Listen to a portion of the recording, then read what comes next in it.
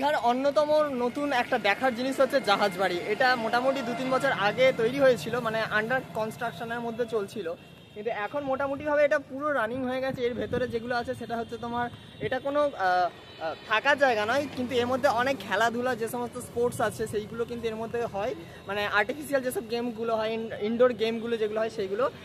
আমার আগের যেই দীঘার ব্লগটা বানিয়েছিলাম সেইটাতে হয়তো তোমরা দেখেছো, যে সমস্ত 4 হুইলার কারগুলো আমি চালাচ্ছিলাম সেইটা সম্পূর্ণ এর ভেতরে। আর এর ভেতরে কিন্তু রেস্টুরেন্ট আছে, খাওয়া দাওয়ার অনেক ব্যাপার আছে, আর ভেতরে বোধহয় থিয়েটারও আছে, আমার ঠিক ওটা জানা নেই।